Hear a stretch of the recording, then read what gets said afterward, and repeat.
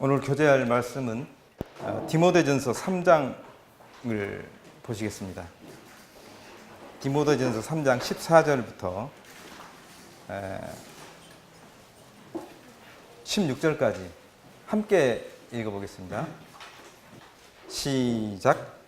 내가 속히 내게 가기를 바라나 이것을 내게 쓰는 것은 만일 내가 지체하면 너로 하여금 하나님의 집에서 어떻게 행하여야 할지를 알게 하려 함이니 이 집은 살아계신 하나님의 교회요 진리의 기둥과 터니라. 그도다 경건의 비밀이여 그렇지 않다 하는 이 없도다. 그는 육신으로 나타난 바 되시고 영으로 의롭다 하심을 받으시고 천사들에게 보이시고 만국에서 전파되시고 세상에서 믿음 바 되시고 영광 가운데서 올려지셨느니라. 아멘. 디모데전서 3장을 수요일 날 성도님들하고 같이 이렇게 교제를 했었는데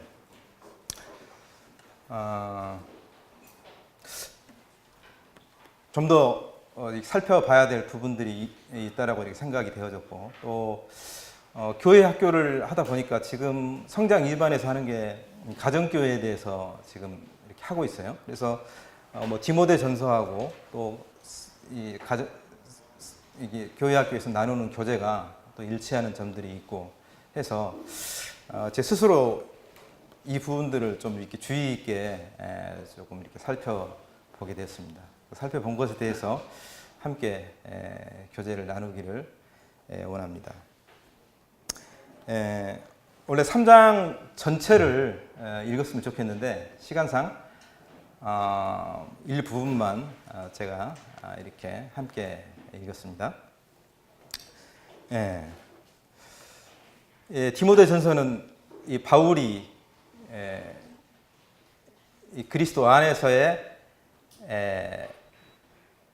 자식인 이 디모데에게 아주 애틋한 그런 이 내용을 이렇게 전달을 하고 있죠. 편지로서 전달을 하고 있습니다. 근데 이 내용은 디모데에게 개인적으로 쓰여지는 어떤 그런 내용이라기보다는 디모데를 포함해서 모든 성도들에게 이렇게 전달되어지는 내용이지요. 여기서 보시는 것처럼 바울이 디모데에게 말하려고 했던 그 내용은 네가 하나님의 집에서 어떻게 행하여야 할지를 알려주고 싶다. 이런 이제 바울의 그 마음이에요. 여기서 내용을 읽어 보시겠지만은 하나님의 집은 이 교회로 보여지고 있잖아요. 우리가 다 하나님의 집인 이 교회에 있습니다. 우리가 교회에서 어떻게 행해야 될지 우리 자신들이 다 알고 계시죠. 그렇지만 다 알고 있는 것처럼 우리가 이제 생각이 되어지지만 정말 바울이 디모데에게 그 알려주고자 했던 그 내용이 뭘까라고 하는 것에 이렇게 우리가 마음이 집중하다 보면 이제 저를 포함해서 우리 모두가 이제 그 점을 이렇게 알 수도 있지 않을까 하는 그런 바람을 가지고 말씀드리기를 교제를 나누기를 원합니다. 정말 사도 바울은 네가 하나님의 집에서 어떻게 행하여야 할지를 정말 알기를 원하고 네가 그와 같은 사람이 되기를 원한다 하는 이제 이런 간절한 바람이 있었습니다. 근데 이 말씀을 읽다 보니까 이 하나님의 집이라는 이게 어떻게 생각하세요? 이게 자연스럽지 않다라고 하는 생각을 갖지 않으세요? 사람들은 집을 가지고 있고 가정을 가지고 있잖아요. 가정을 가지고 있는데 일반적으로 이 하나님을 생각할 때 하나님이 정말 그런 사람이야? 하나님이 가정이 있어? 라는 질문을 우리 스스로에게 한번 이렇게 해보신 적 없으세요? 그걸 지금 바울이 지금 얘기를 하고 있는 거예요.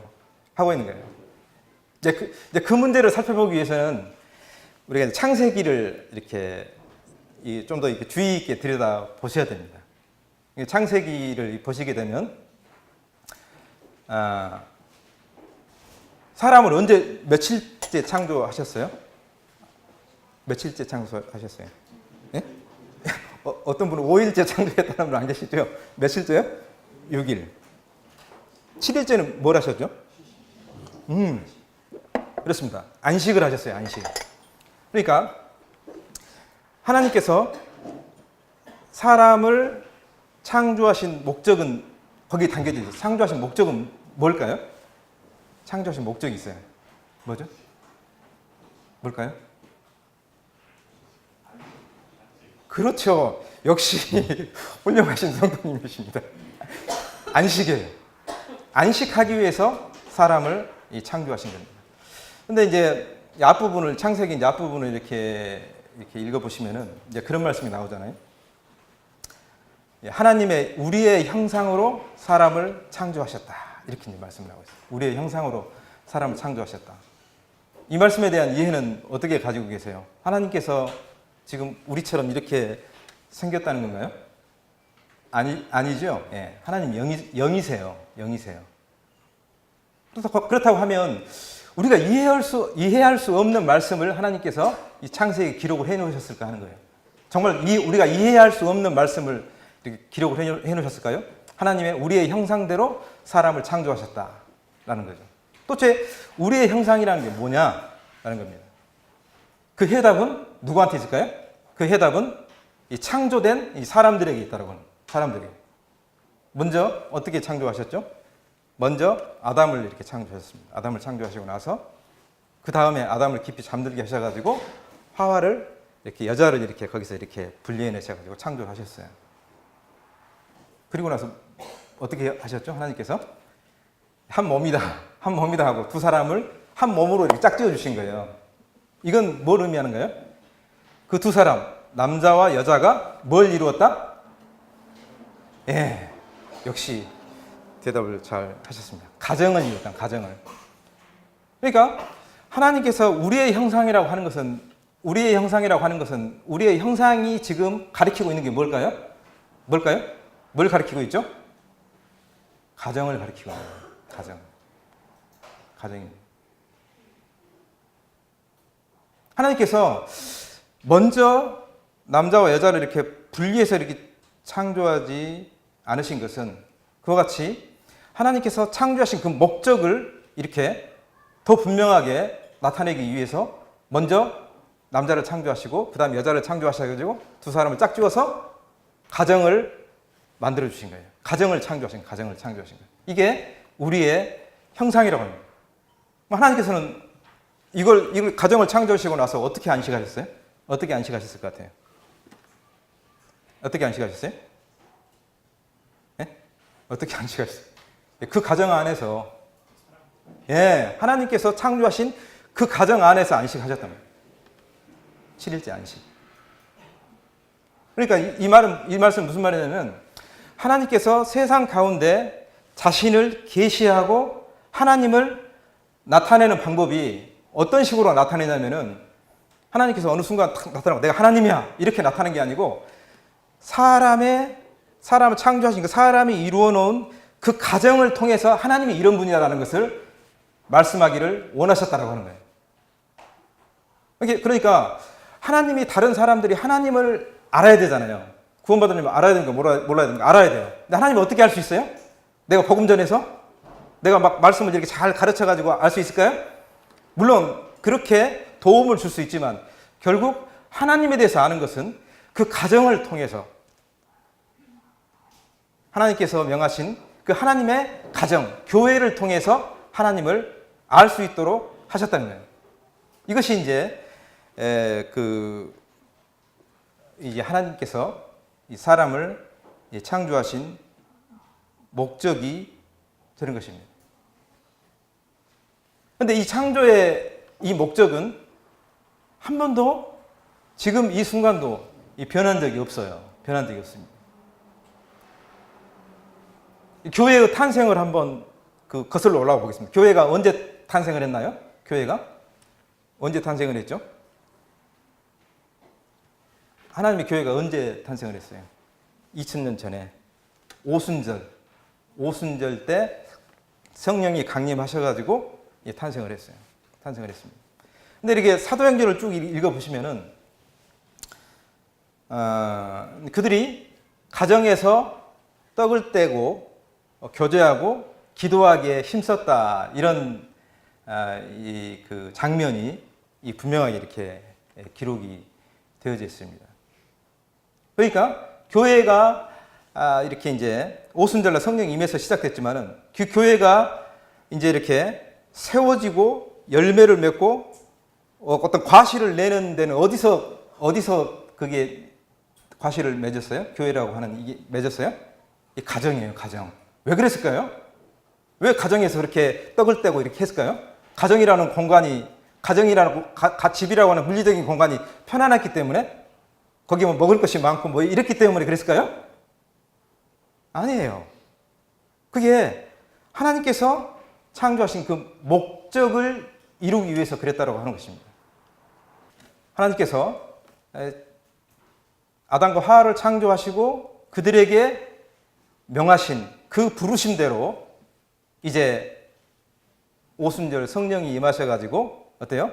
구체적인 하나님의 집인 교회가 드러나도록 하신 것입니다. 초대교회 때가 이제 한번 생각을 해보시면, 초대교회 때 예루살렘 교회였죠. 그 당시 예루살렘 교회였습니다. 근데 그 예루살렘 교회에는 학자들이 이렇게 추정하기를 그 당시에 약 200개가 넘는 이 가정 교회들이 있었을 것이다. 최소한 200개가 넘는 가정 교회들이 있었고, 그 가정 교회들이 연합해서 예루살렘 교회로 이렇게 모였을 것이다 하는 것을 이렇게 추측을 하고 있습니다.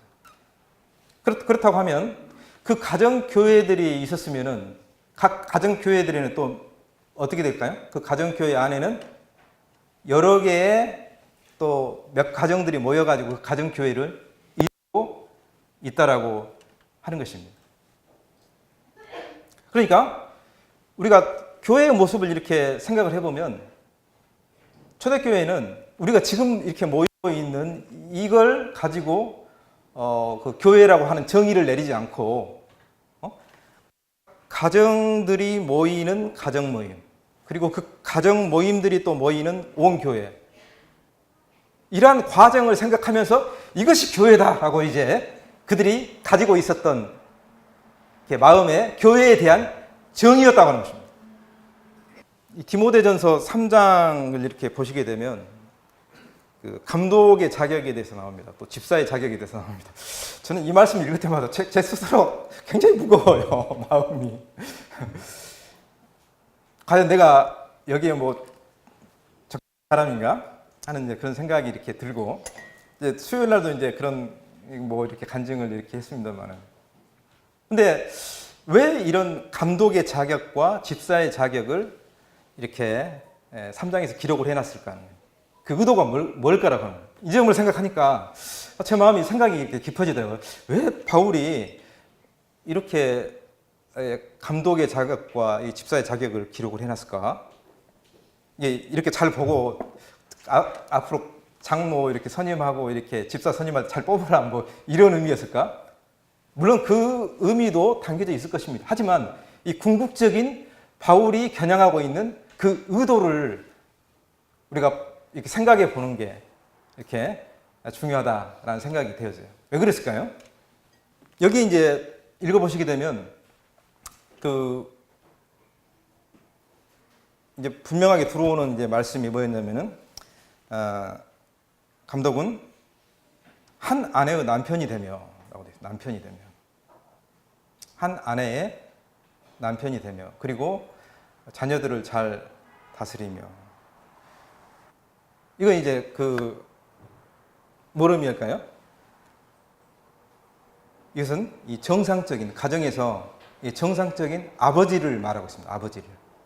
아비를 말하고 있어요. 아비를 말하고 있죠. 이 집이라고 하는 거 있잖아요. 집은 누구의 집일까요? 아버지 집이죠. 아버지. 이 교회는 아버지, 이 하나님의 집입니다.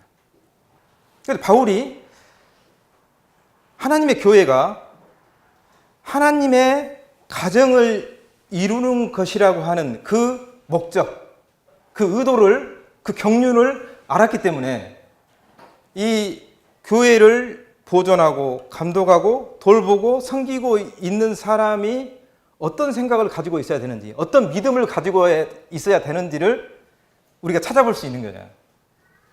그건 뭐예요? 그건 이 아비는 어떤 사람들이에요? 가정이 교회라고 믿고 있는 사람이에요. 가정을 통해서만 하나님이 증거된다라는 것을 믿고 있는 사람이에요.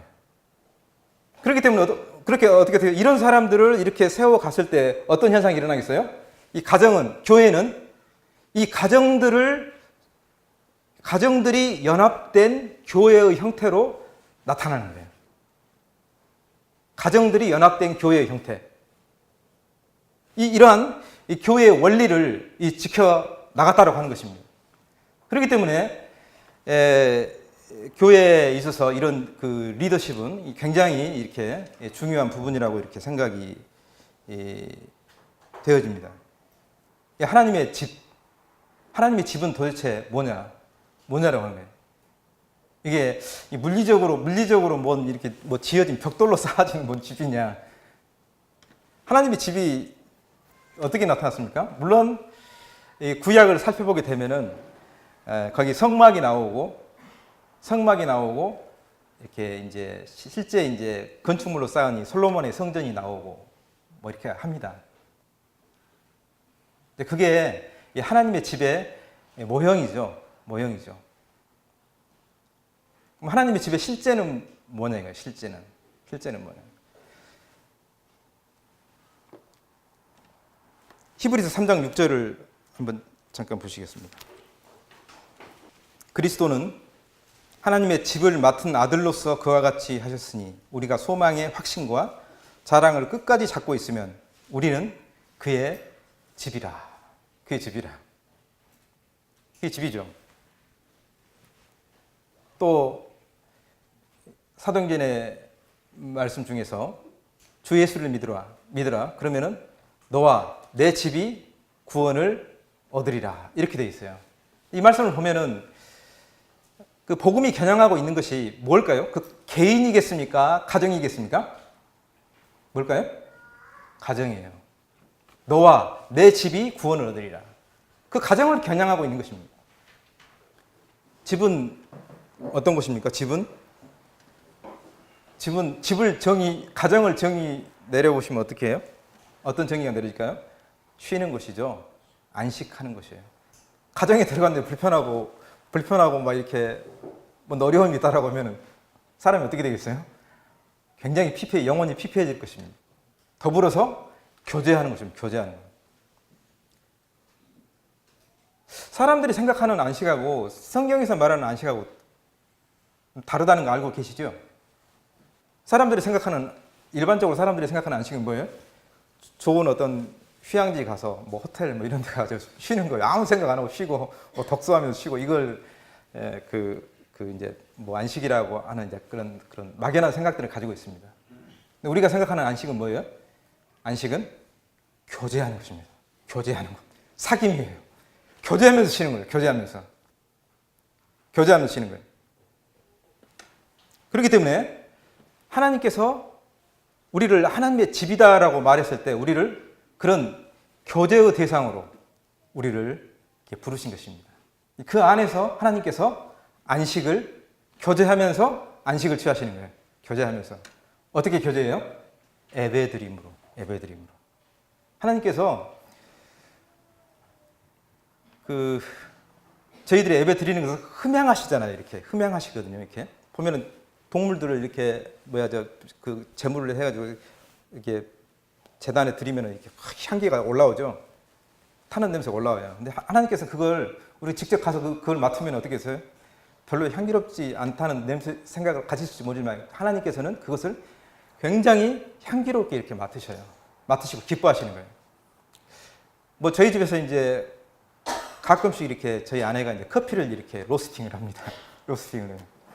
근데 저희 아내는 이제 커피를 잘 좋아하고 잘 먹지는 않지만 그 향기 때문에 이제 커피를 이렇게 이제 취미로 가지고 있습니다. 취미로. 근데 이제 좀 냄새를 통해서 사람이 행복해하고 안정감을 취하는 걸 이렇게 보면서 그런 생각이 드는 거예요. 제 마음에 생각이 이렇게 깊어지더라고요. 하나님께서 우리가 드리는 그 제사, 그 예배를 통해서 그 예배의 향기를 맡으셨을 때 얼마나 행복해 하실까, 얼마나 기뻐하실까, 얼마나 안식하실까, 얼마나 편안해 하실까, 이런 이제 생각들을 하게 되었습니다. 하게 되었고. 오늘 말씀 본문에 이렇게 보시게 되면 하나님의 집은 이 교회는 진리의 기둥과 터다 이렇게 이제 말씀이 기록되어 있습니다. 진리의 기둥과 터다라고. 진리는 뭐가 진리인가요? 뭐가 진리인가요? 우리 주님 자신이 진리이시죠. 예. 우리 주님이 은혜와 진리가 충만하셨다 이렇게 요한복음에 표현되어 있지 않습니까? 그분은 은혜이시고 진리셔요. 근데 그분이 교회에서의 진리의 기둥과 터가 되신 것입니다. 하나님께서 우리한테 복음을 이렇게 주셔가지고 우리의 가정이 그와 같이 이 하나님의 집으로 이렇게 자리매김을 하도록 하셨습니다. 하나님의 집이다라고 하셨어요. 그럼 하나님의 집이라고 한다면은 그 터는 뭐예요? 터는 진리의 터가 되는 거예요. 그 기둥은요, 진리의 기둥이 되는 거예요. 진리의 기둥이 되는 거예요. 이 집이 과연 하나님의 집이냐라고 하는 것을 어떻게 할까요? 어떻게 알 수 있을 것 같아요? 내가 하나님의 집으로서 손색이 없다라고 하면 알 수 있을까요? 어떻게 할 수 있어요? 진리의 기둥과 터를 가지고 비교해 보는 겁니다. 비교해봐요. 비교. 그 터에 지금 내가 속해 있는 가정이 그와 같이 이렇게 그 터에 부합되는 거야? 아니면 그 기둥에 이렇게 딱 맞아 떨어지는 거야? 치수가 맞는 거야? 하는 것들을 이제 그 진리와의 그 교제입니다. 교제. 진리와의 교제. 그 아이들 마음에, 자녀들 마음에 아버지 상이 있는 거예요. 상이. 아버지 상이 있더라고요. 그럼 왜 그러면 그와 같은 그 아버지 상을 아이들이 이렇게 갖고 있느냐 하는 거죠. 그것은 아주 자연스러운 겁니다. 왜냐하면 하나님께서 그와 같이 사람을 이렇게 창조하신 거예요. 아버지 집에 거해야만 되는 사람으로, 가정에 거해야만 되는 사람으로 창조를 하셨기 때문에 본능적으로 이 아버지에 대한 상을 이렇게 가지고 있는 것입니다. 근데 이제 문제는 뭐냐면은 그 아버지의 상을 가지고 계속해서 그것을 이제 요구할 때가 이제 문제가 되는 겁니다.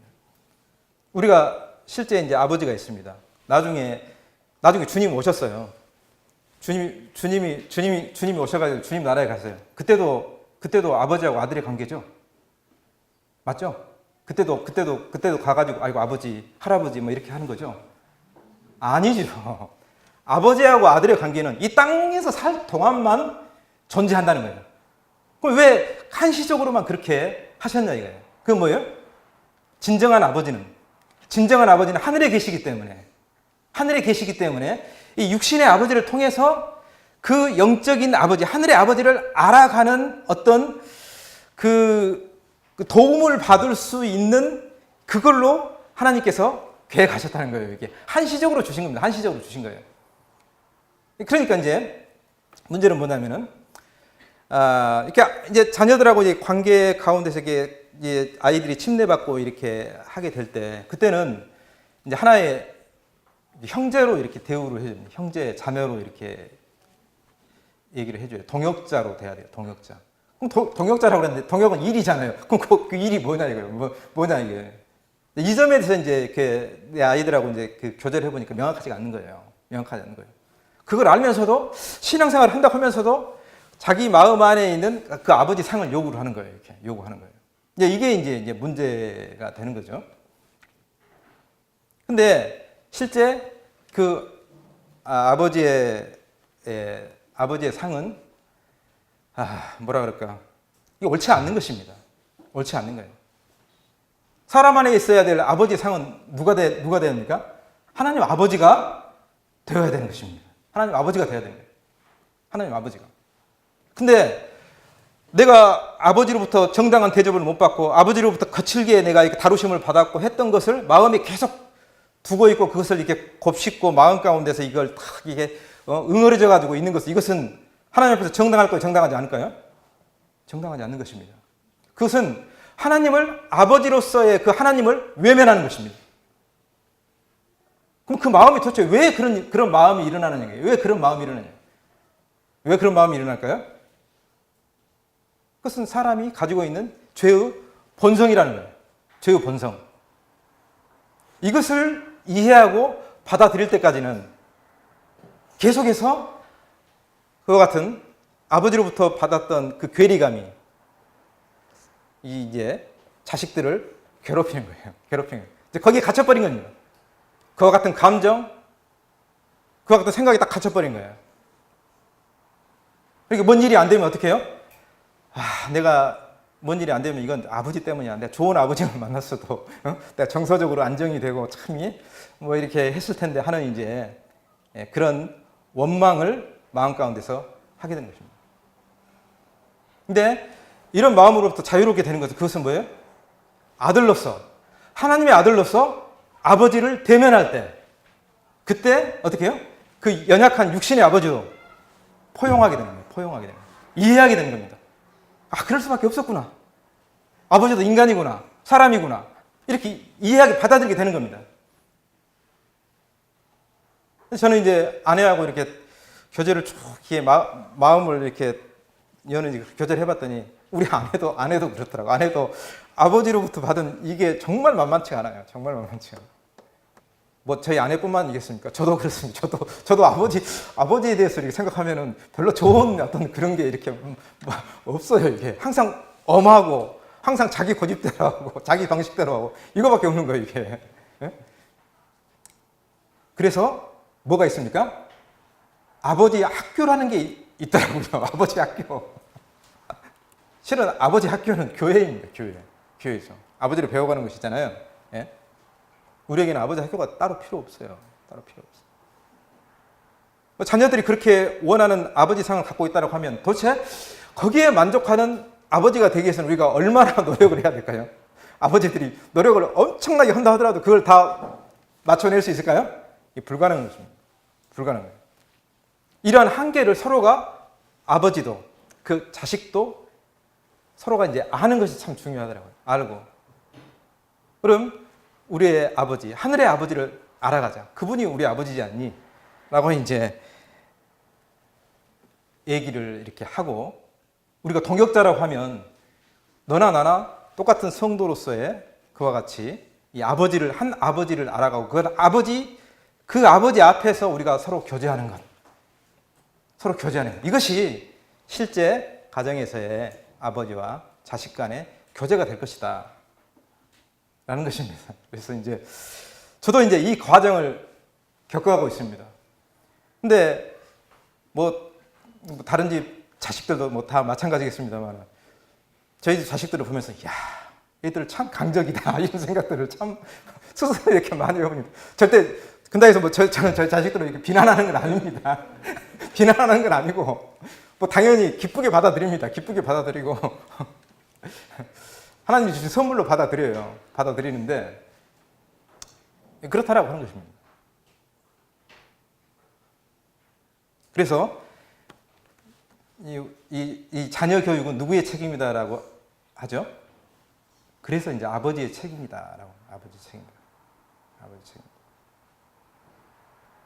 저는 저희 가정을 봤을 때 저는 지금 비행기가 이렇게 착륙을 해야 되잖아요. 이렇게 또 올랐으면 착륙을 해야 되잖아요.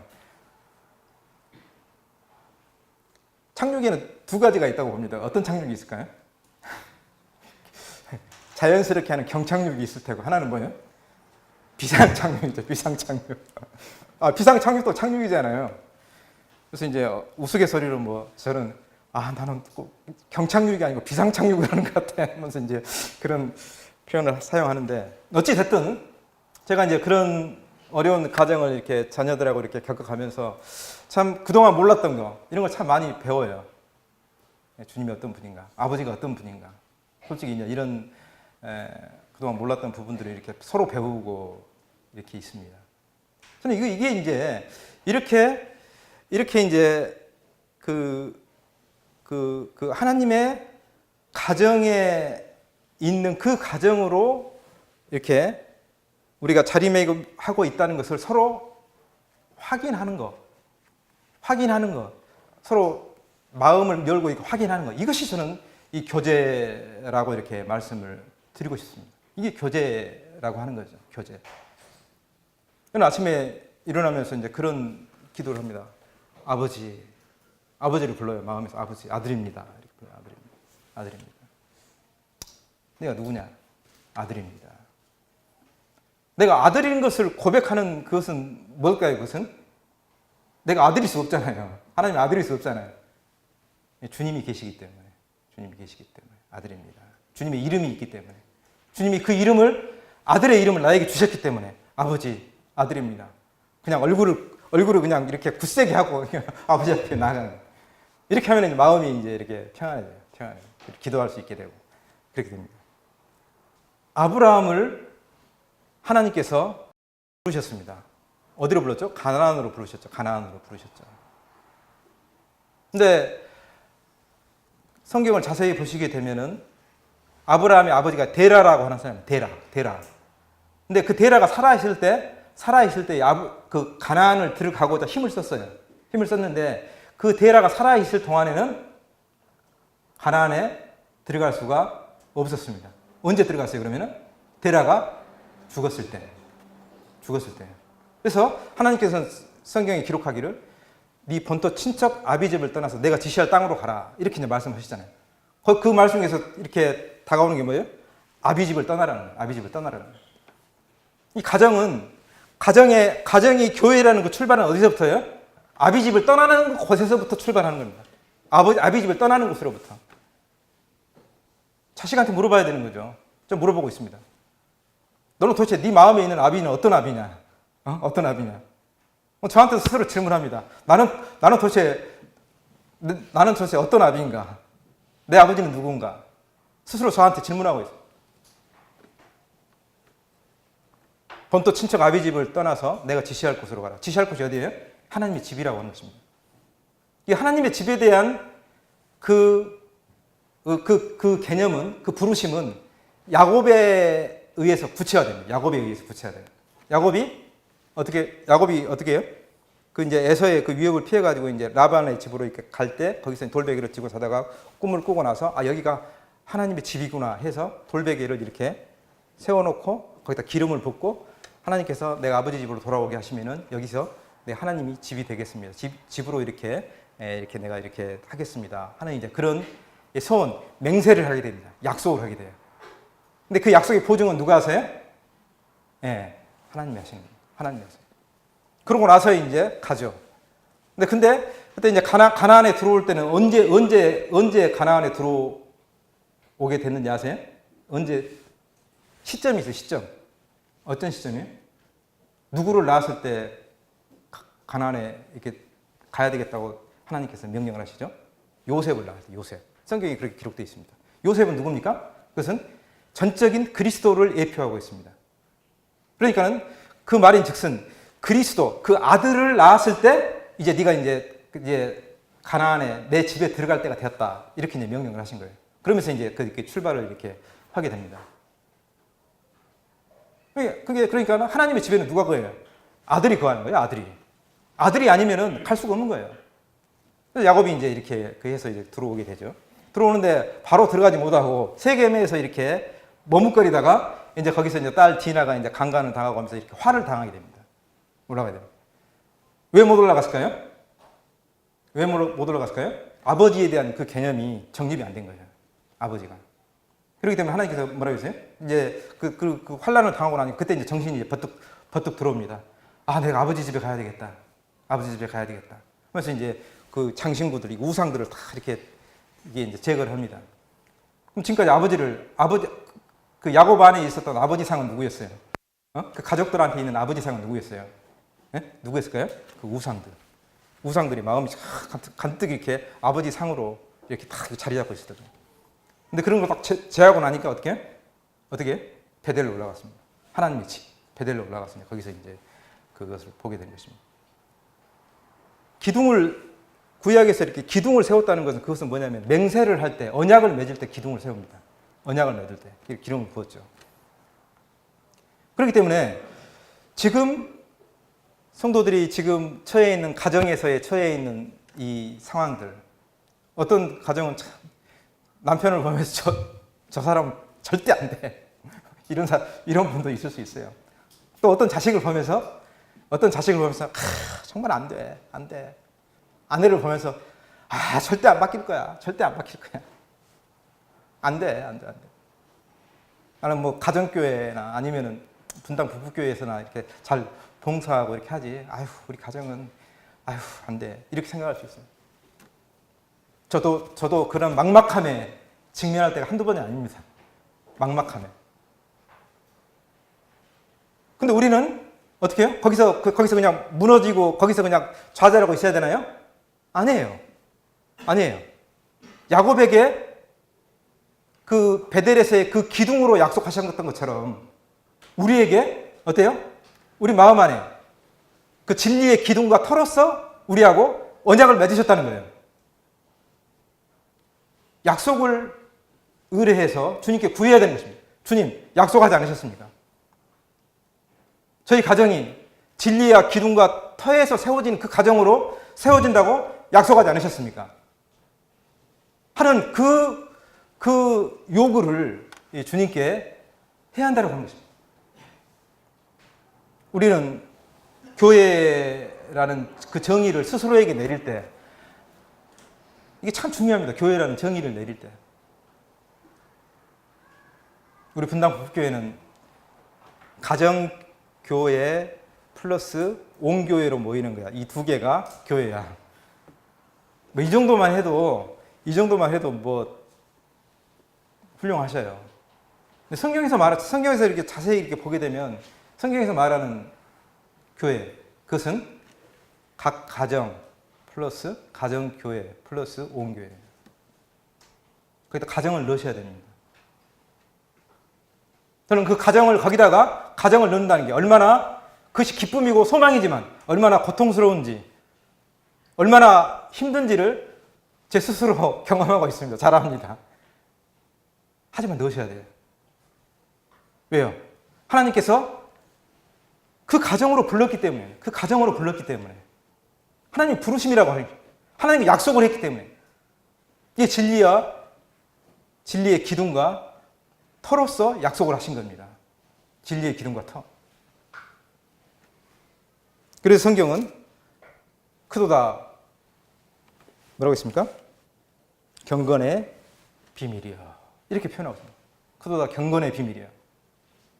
그렇기 때문에 가정 안에서의 어떤 문제들, 어떤 그 사건들, 이런 것들은 허투루 이렇게 보고 또 감춰두고 이런 게 아니고 그것을 교회의 문제로 보는 것이 저는 합당하다고 생각합니다. 교회의 문제다. 이것이 내 문제가 아니고 내 개인의 문제가 아니고 이게 교회의 문제다라는 거죠. 그렇게 문제를 이렇게 그와 같은 관점에서 이렇게 보게 될 때 해결의 실마리가 잡히게 되는 것입니다. 과연 우리가 생각하는 그 교회는 도대체 어떤 교회이냐는 거예요. 이 교회의 상입니다. 교회에 대한 정의를 우리가 분명하게 내리지 못한다고 하면 우리는 그 길을 다 가지 못하고 중간에서 힘들어서 그냥 이렇게 주저앉을 수도 있다라고 하는 생각이 되어집니다. 그렇기 때문에 저도 이제 그런 부분에서 부족합니다만은 우리 구원받은 자식들을 어리게 보지 말고 동역자로 이렇게 생각을 해서 같은 형제, 같은 자매로 이렇게 또 침례받은 우리 자녀들 이렇게 해서 존중해주고 같이 이렇게 그 가정을 이렇게 세워가고 교회를 세워가는 게 합당하다라는 생각이 되어집니다. 이상입니다.